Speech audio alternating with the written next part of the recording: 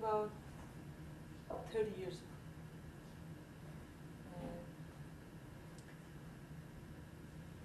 Today I found out that 30 years ago we got together in Holy Land after the Palermo Conference, and that's when we first met each other. Well, the real irony is, isn't it, that just now there is a gathering of those same 60 people who came together 30 years ago to serve, as you said, as the chosen ones. For a few days. For a few days, such a privilege after the Palermo Conference. And just now, as it so happens, the remnants of that group are getting together in the Holy Land, in Haifa, to remember and to acknowledge the privilege that they had as a sort of reunion. Right. And I had received a notice of this, and I'd sort of put it in the back of my mind. I knew I wouldn't be able to go, and I'd sent my best wishes, but I wasn't sure I could make it. And I found myself here today, and you come and you tell me you too were in that group. And here we are, and it's probably exactly this time that they are all in Haifa, and you and I are together here. And what was astonishing was the first thing that somehow came out of my mouth was, do you remember when we saw each other first? That's right, that's right. And I could have said many other things, and that was the first thing came to my mind. Now you had come from Iran. And you were among the first 9. That group of 9. Right. And as I remember, there were 9 people who were selected from the Persian Baha'i community to go to Holy Land. And I understood they were from other countries. That's right. I was coming from England at that time, where I was a student. And I don't remember how many of us were coming from each of these different countries. That has escaped me. Do you know how many there were from each country? I thought they were different. I think it might have been different from each country. But we were a group of youth coming from all over the world. I remember we had Linda Marshall coming from the States. Right. And Ed Widmer coming also. And there were many of us who met there. Eloy was from Yes, that's right. United States. Yes. I know Wendy and Mujan Momen, who later got married. Many people got married after that event, and not all of the marriages have lasted. So for me there is a sort of bittersweet quality to those memories. 30 years. That's right. 30 years. And we even had one of the youth who was from America, was a Persian background, who died short after he left. Goodness, yes, I forgot about Remember that. in Chicago? Yes. And the parents were so stricken with grief that they served in Holy Land. That's right. For many years. That's right. Mr. and Mrs. Sahar. You remember it. You remember more than I do. Yes. I don't know why. I saw them, I think in Las Vegas or something, just a short while ago. I saw the parents, or somewhere in Arizona, I don't know where I saw. The thing that I remember most about that occasion was the feeling of utter inadequacy. I mean, what had we done to be chosen? You know, Ruhiya Khanum has this wonderful phrase that she uses to explain, in all humility, her extraordinary significance in the Baha'i world. And she says, it's a law of economics, scarcity and demand. If there's only one of you, then you're important. Right. She so sweetly says. And it seems to me that at that time, we were incredibly fortunate to be among the few, you know. Yes. I mean, there are so many active, vibrant, capable, youths, and infinitely more responsible, if you like, youth. And yet those of us who went there, you know, had the privilege that maybe we didn't deserve, maybe we didn't understand. And thus is it ever so. You know, you only understand 30 years later just how lucky you were. You know what, it's so strange, as you're talking, all of a sudden the picture came to my head, was the picture of the two sons of Abraham, that one of them was supposed to be blessed, Yes. but then the mother put the sheepskin over the Yes. other's hand, Yes. and he was the one who took the blessing. Yes. So, Yes, that's right. so for whatever reason, we were there. Mm-hmm. So we happened to be there. And we were given, if we should recall what actually happened, it might be nice to try and fix it. We were given specific tasks, weren't we? Yeah, We and were allocated to different spots locations. and locations. Where were you located? That's exact. I think I was in the gardens of Bahiyyih. I see. That's what I seem to remember. And the terrible thing is, I've wiped a lot of this out, you know. I see. And I don't have a very clear memory of all that I had to do. Mm-hmm. But I remember so vividly standing in the heat on those pebbles and the redness of the pebbles under my feet. The broken Tiles, yes. and standing for hours. Because of Right. course the pilgrims who came circumambulated Yes. the Haram Aqdas, and I think I was one of those who had a position on that path. On that yes, spot. Yes. Right. But I seem to remember I had other things to do as well, and I don't remember. What Do you did you have to remember? do? I was stationed at the most great prison, Oh yes. and also the house of Abu. Yes. So I remember in the mornings they would put us in these buses from yes. from Haifa Mm-hmm. to the most great prison and to Akka. Mm-hmm. And so we would serve half a day at the most great prison and half a day Yes. at house of Abu. Yes. Yes. I had been at the 1963 Congress in London, but I had been even younger and even more stupid then, so I don't think I understood at all the significance of seeing such a great crowd of Baha'is. Right. But the next time I saw such a great crowd was after the Palermo Conference, when they came to Haifa for this particular occasion. And I remember most that amazing scene when all the seats were laid under the trees on that sloping ground of gardens from the back of the mansion, if you recall that, Right. along the path going between the mansion and the pilgrim house. Right. And then there was a slope, and Shoghi Effendi has planted magnificent cypress trees in this area, and one can see the glimmering of the marble and the bending of the olive trees caught between the cypresses, and I can never pass along that path today without feeling the presence of this great company seated in this area. And the platform had been raised on the path above, if you recall, where the speeches were, and that's where we sat and we listened to Ruhi Khanum and to the others who spoke. Do you think at that time, why, I don't know, but at one sense I think I remember Glenford Mitchell. But was he there then? I don't remember. It's Because- terrible how many gaps in one's memory Yeah. there are. If we were together with all the rest, we would probably We be might be. remembering all the different things. You remember Glenford Mitchell? That's how it comes to my mind, but I really don't know. I mean, was he there at the time? That's how I remember. I remember Ruhi Khanum Yes. very vividly because her presence was just so dynamic. Uh, And I remember the absence of Janob Samandari. Yes. I remember his absence vividly Right. because there was such expectation that he should come, and he was, of course, as you remember, He was sick. sick. And all through that conference, there was the consciousness of his being sick, Right. of his being continually weaker and weaker day by day. He was in the hospital in Haifa, and he had been on this historic trip to Adrianople just before. Right. All the hands of the cause had gone there. And I remember being in the airport when we sent them off, you know. Right. That was remarkable, to stand at the, you know, in those days, there wasn't the same security anxiety. And Right.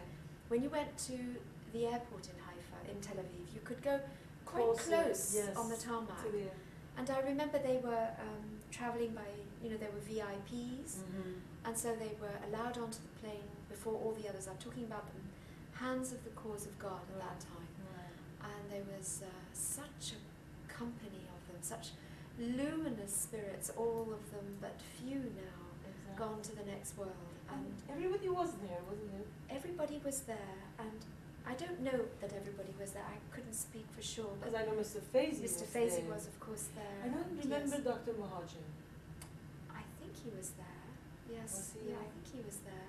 They were going to Adrianople, and from there, after having visited the house of Baha'u'llah, they were going to scatter about the whole world, carrying this copy of the proclamation of Baha'u'llah from the House of Justice to the leaders and leaders of the world. And when they were going, they moved across the tarmac, and Janab Samandari walked very fast. And he began to walk he just sped along that tarmac ahead of everybody else. And he went right ahead of Ruhiya Khanum. Ruhiya Khanum was sort of ahead of everyone, and everybody was very muhtaram, kind of very respectful behind her. And then the little figure of Mr. Samandari hurtled towards that plane. And after he passed away, I always had the distinct impression that he knew. He was just so eager to get on that plane and do his last task for the House of Justice, fulfill his last obligation. He's known for that kind of a speedy walk. That's right, yes.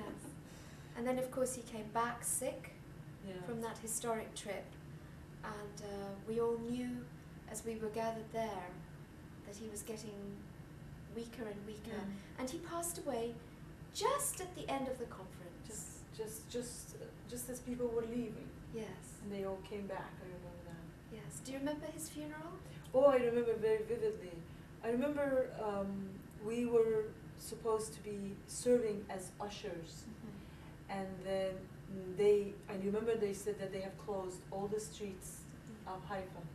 I remember people standing in their balconies and watching the procession. And I remember there was no room for everyone. And I remember people coming back, just crowds of people coming up in buses.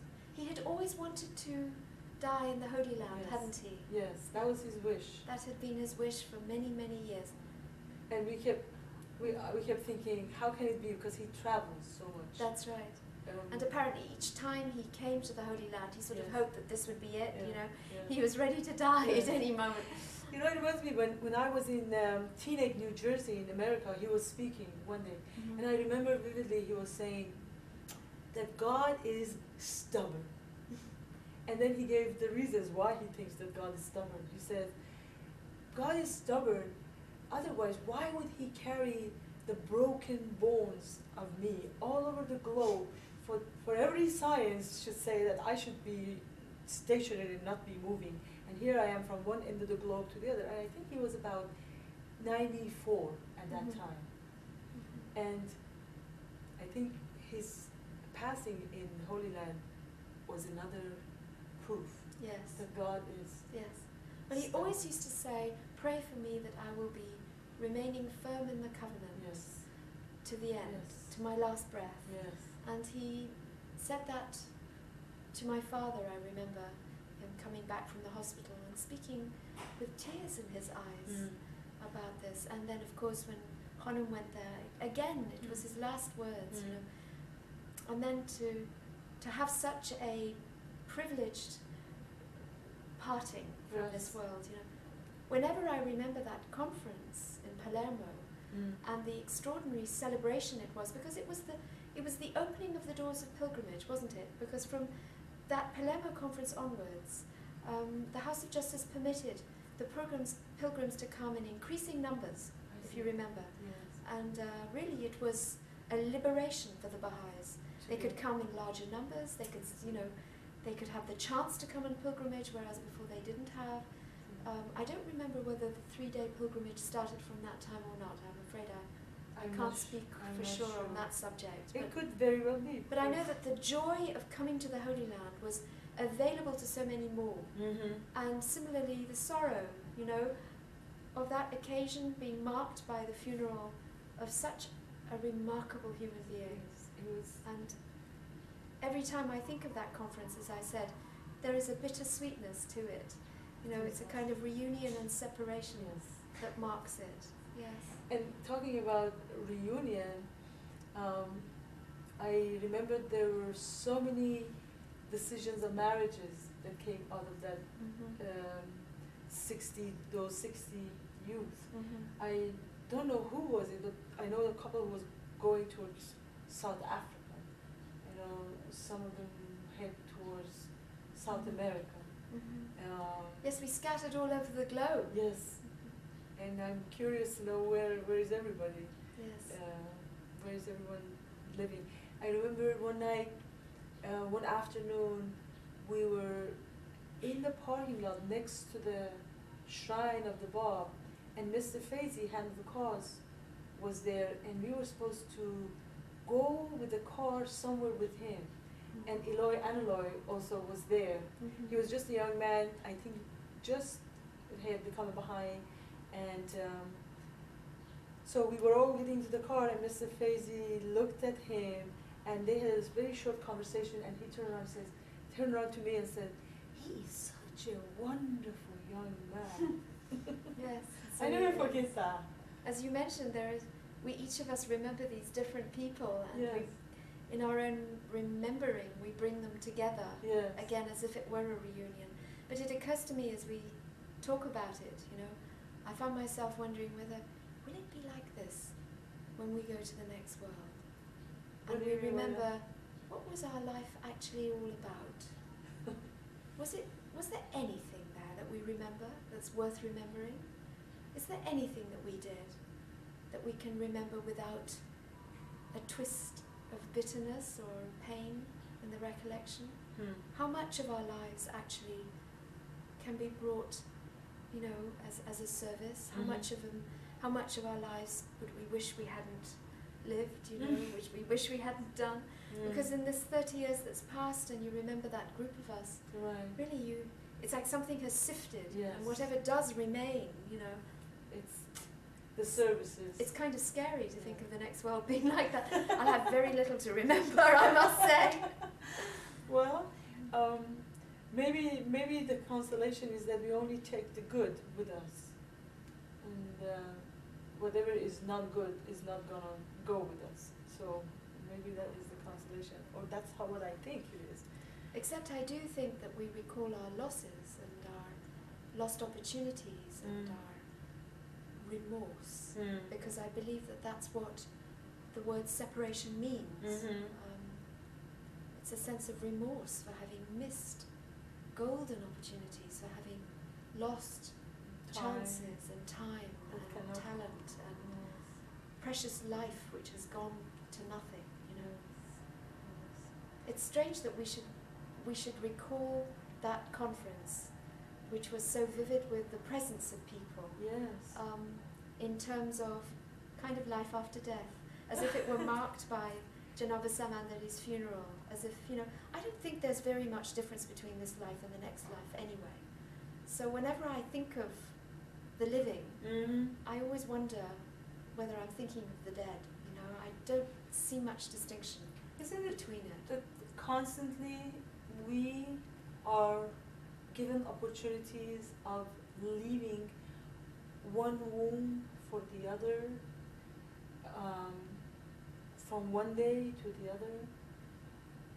In a way, symbolically, we have lived in a womb of today, and tomorrow, hopefully, we will be moving to another, and it would be a different day, it would be better than today. I mean, that is the hope. That is the hope, and taking the opportunities of service. I remember the day when we were a whole crowd of us with a friend standing in front of the most great prison, and the friends wanted to go inside, and looking at I remember the iron gates of the most great prison that at that time, now I don't know what it is now, but at that time was an asylum. How often have you been to the Holy Land since then? None. Really? No, But you're going to be on pilgrimage next year. next year. Yes. How After precious. all these years, it will be 30 years. Well, you'll see many differences. Yes, Yes, many changes. So I'm wondering, what is the most great prison? Is it still an asylum? Because at that time, 1968, It was so. It was an asylum. It was very disturbing in those days. Do you remember? One would go there and one would see these strange lost souls They were wandering loud. about. They were banging and dangling at the doors. I remember Yes. iron doors and iron gates. It really was a strange way of reliving some of the horror, like in a completely different way, Mhm. of course, but reliving some of the desolation and devastation that must have been present at the time when the prisoners first arrived, which was also in '68, you remember, Yeah. which was also in August, Yes. which Yes, was in exactly. 100 years before. Exactly. That was the So anniversary. we were actually celebrating the anniversary Yes, of that exactly. extraordinary event when they came after that 8-hour journey across this burning bay from Haifa in And it these was open hot. boats and arriving at the sea gate, Yes. being stoned, being reviled, walking through those twisted streets, being spat upon. You know, one little detail which I find absolutely fascinating about that arrival is, this has nothing to do with the Palermo Conference, of course, but I've thought about it recently. It's about what happened to the women.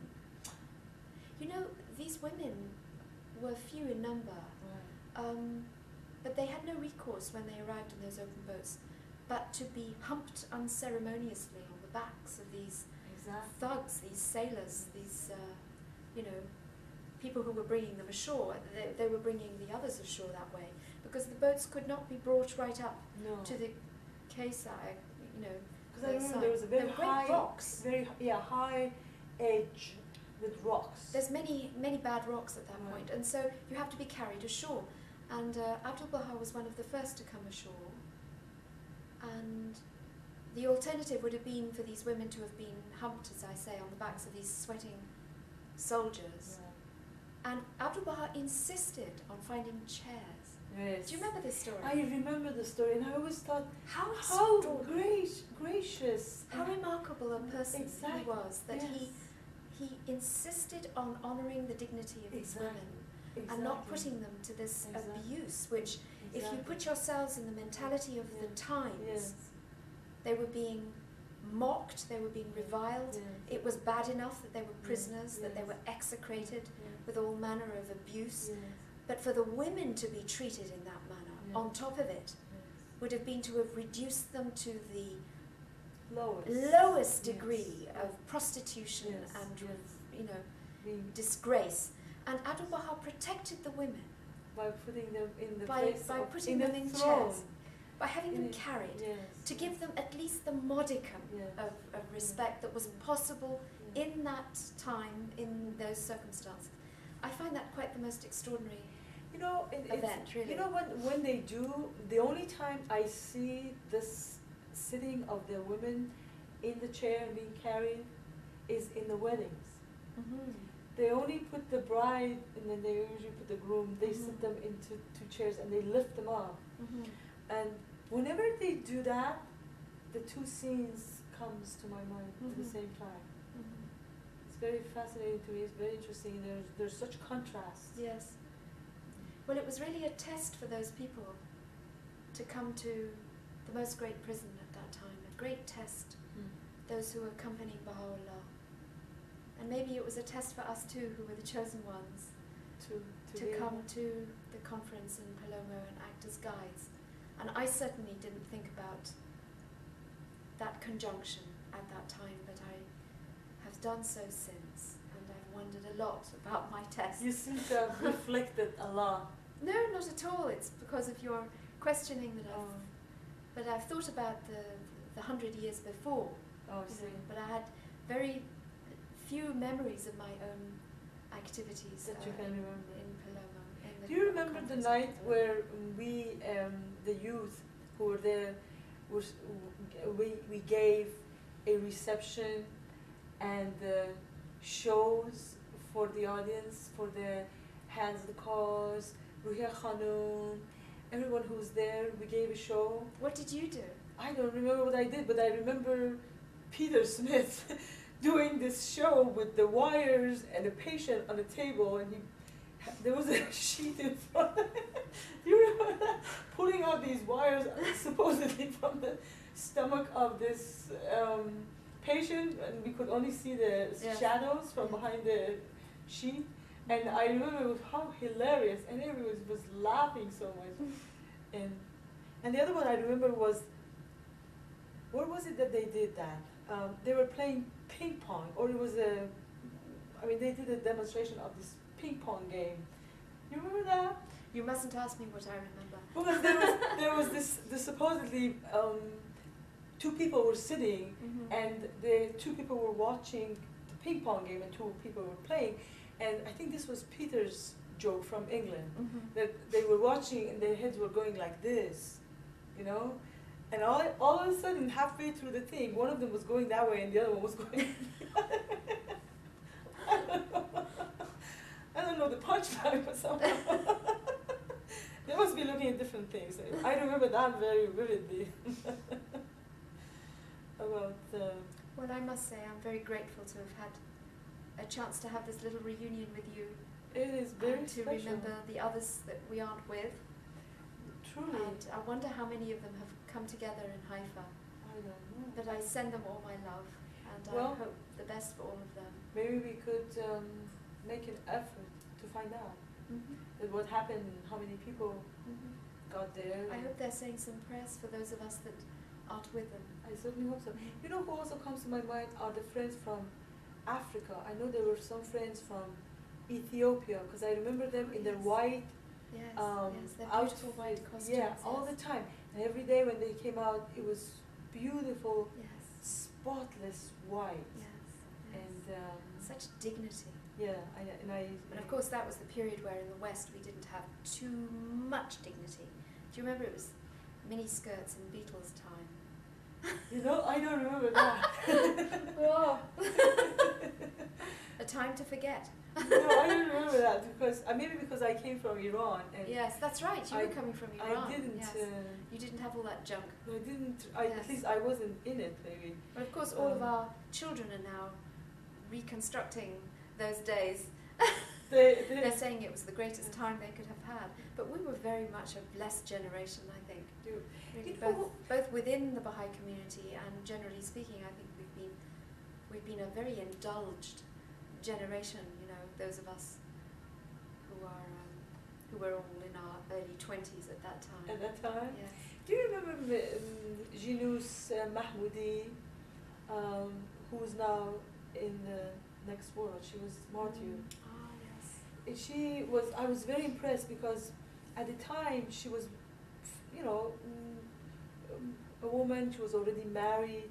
She had children, and she was one of the people who came from Iran. One of the 9 who came from Iran, and I felt very, very privileged to be serving with her.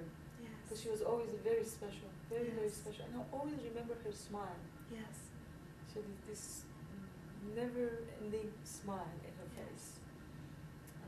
Well, there you are. There's another that's gone. Strange, isn't it? Yes. I have a feeling that conference brings us very close to the next world. Really, really it does. You know, the other thing that occurs to me about that event, one remembers 100 years before and the extraordinary importance of that arrival of Baha'u'llah in the Holy Land, in Akka.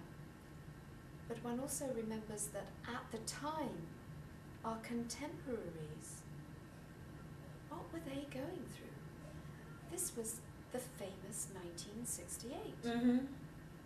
This was the year, the May of which saw some of the greatest student uprisings in Europe and in the States. This was the generation that was protesting the Vietnam War. This was the generation that was throwing themselves helter-skelter into drugs and into an idealism which so sadly turned sour.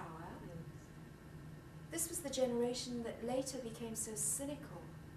It was a sexual and revolution. Saw the kind of demise of all its hopes, and then turned into a self-indulgent generation that just wanted to have what it could get for the time that it could take.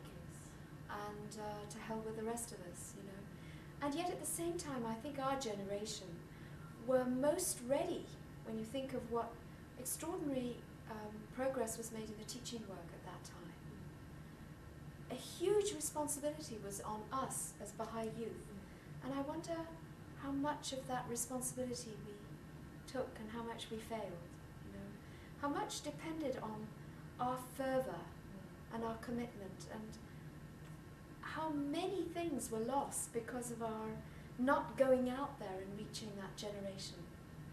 I have a huge sense of debt to our generation. I meet people of my age now who've got children in their 20s, and many of their children are lost, and many of them are totally cynical and depressed. Many of them have plunged into second, third marriages. Many of them have become very hedonistic people. Many of them have also tried out so many different solutions to, you know, I mean, they've gone through the idealism of the hippie period and come out and tried everything else and become extremely wealthy and yet still not satisfied. With a big hole in their soul. And don't know where else to turn. And the answers really were there during that very summer when we gathered together. And from that summer when we scattered to all the different places of the world, we could have reached so many, and I'm sure we did, reach many of our generation. And I wish I could have that chance again. You know, I wish I could go back and say, okay, now that I understand how much we could have done, you know, let me go back and try again.